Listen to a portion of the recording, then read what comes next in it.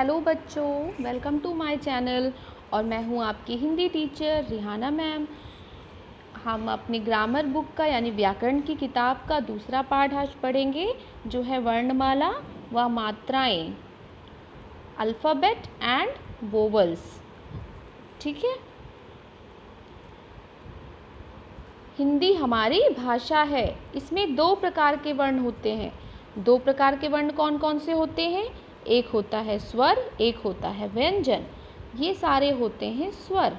आ ई उ री ए ओ आओ। और ये सारे होते हैं व्यंजन। ठीक है, आप सारे पढ़ लीजिएगा।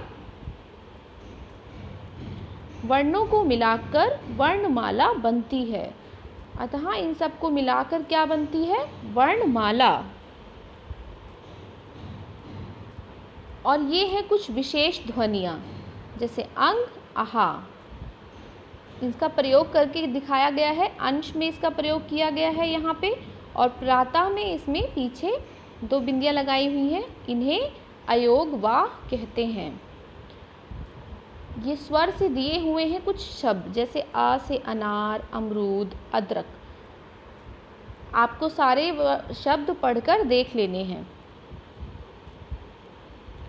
व्यंजन, यहाँ पे हैं आपको कुछ व्यंजन से दिए हुए शब्द।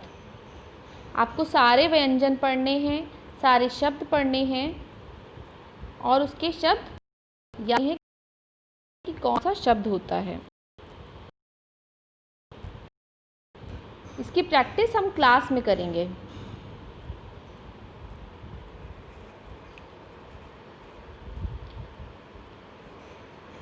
स्वरों का प्रयोग मात्राओं के रूप में भी होता है और स्वतंत्र रूप में भी होता है। ठीक है, तो स्वर जो हैं उनको मात्राओं की तरह भी इस्तेमाल किया जाता है, और जैसे यहाँ हमने देखा स्वतंत्र रूप से भी इस्तेमाल किया जाता है। यहाँ पे स्वरों को स्वतंत्र रूप से इस्तेमाल किया गया है, और यहाँ पे जो मात्राएं होती हैं ये स्वर से बनी हुई होती हैं, तो इन्हें मात्राओं के रूप में भी प्रयोग किया जाता है।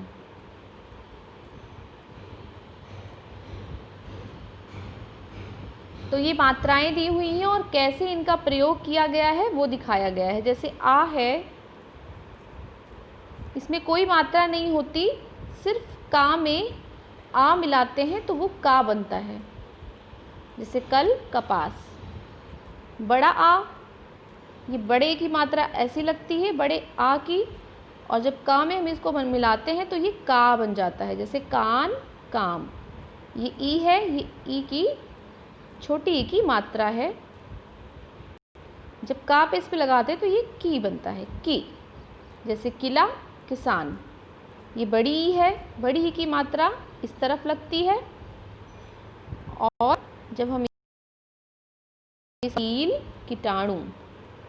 ये है ऊ, छोटे ऊ की मात्रा, क ऊ, क्या बनेगा? कु। जैसे इसके शब्द है कुल, कुआं।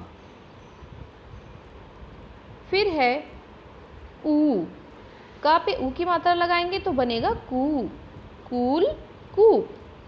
ये री है, री इस तरह से नीचे लगाया जाता है, इसे बोलते हैं क्री, क्री। क के नीचे री लगा तो बन गया क्री। तो क्या शब्द बने? कृषि, कृष्ण। ये है ए, क ए के, केश, केला। ये है आए, क पे ऐ की मात्रा लगे तो लगेगा तो ये बनेगा कै, कैलाश, कैदी। ये है ओ, क ओ को, कोयल, कोड़ा। ये है आओ, आओ, क औ कौ, कौआ, कौन। इसमें दो मात्राएं होती हैं। तो व्यंजन के साथ जब मात्रा लग जाती है तो शब्द बनता है। ठीक है, किसी भी व्यंजन को शब्द बनाने के लिए हमें उसके साथ मात्रा लगानी पड़ती है।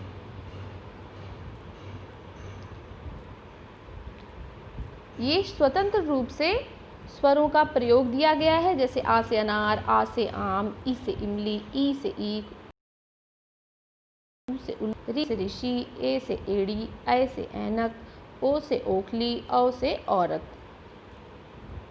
ये है अभ्यास कार्य। यहाँ पे आपको स्वर और व्यंजन छांट कर लिखने हैं। झा कहाँ आएगा?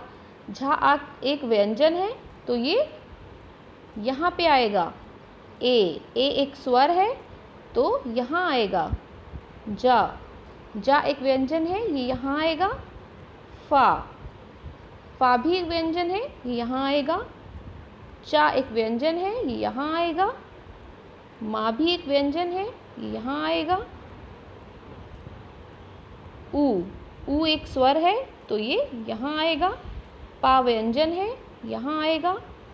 औ एक स्वर है, औ, आ, ई, ऐ, ये सारे स्वर हैं तो ये यहाँ आएंगे। ब, छा, ये दोनों यहाँ आएंगे क्योंकि ये व्यंजन हैं। औ, ओ, ऊ, आ, ये तीनों यहाँ आएंगे। भा व्यंजन में आएगा और ई स्वर में आएगा। इस तरह से आपको इसे छांट कर लिखना है। चित्र देखकर उचित स्वरों का प्रयोग करो।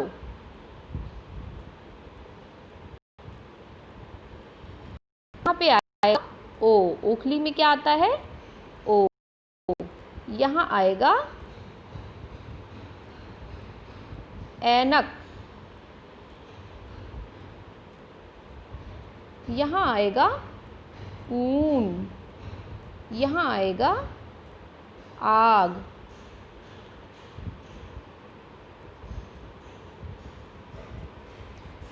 अगला है अपनी पढ़ाई में काम आने वाली 5 चीज़ों के चित्र लगाकर नाम का पहला अक्षर लिखो और बताओ कि वह स्वर है या व्यंजन।